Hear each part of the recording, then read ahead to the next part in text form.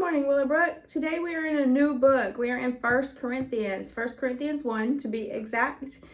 In 1 Corinthians, Paul is addressing lots of problems in the church. He's addressing division in the church. And, reading a book like 1 Corinthians is kind of like, it's quite literally like reading someone else's mail. But it's a letter that the Lord thinks we would benefit from as well. So we get to read it. What I want to zoom in on today is 1 Corinthians 1:17, where Paul says, "For Christ did not send me to baptize, but to preach the gospel, not with wisdom and eloquence, lest the cross of Christ be emptied of its power." Paul is talking about what all of us as believers should be doing, which is sharing the gospel. And a lot of times we put all the emphasis on how we share the gospel instead of what we are sharing.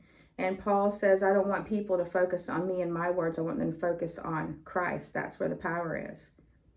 Have you been guilty, like me, of not sharing the gospel with someone because you feel less than? You feel like you're incompetent? You think, well, I'm not a preacher, I'm not a teacher, I'm not an evangelist, so I can't share the gospel with someone. It's uncomfortable. I'm embarrassed. I don't know what to say. So you say nothing. You remain silent. Well, it kind of reminds me, too, of Moses' response to God when God asks him to speak to Pharaoh. In Moses' response, he says the same word that Paul says right here. He tells God, he's like, "Oh Lord, I am not eloquent in speech, never have been." But God didn't ask Moses to go to Pharaoh and be eloquent and use flowery language and persuasive words. He didn't ask him to do that. All he asked him to do is to share his words, the Lord's words, with Pharaoh.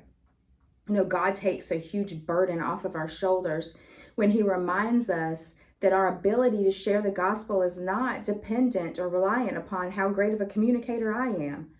All he wants us to do is share his words. He's already given us. Share Christ's sacrifice. That's where the power is. When we are reluctant to share the gospel because we think we can't or we think we have some sort of shortcoming, what we're really doing, y'all, is we're making it about us. That's prideful. The saving power of the gospel is not in our words, but in his words. All we have to do is share Christ and him crucified, and the Holy Spirit will take care of the rest. So I encourage you today, step outside of yourself and share Jesus with someone today. Hey, have a great day today. I'll see you in the morning.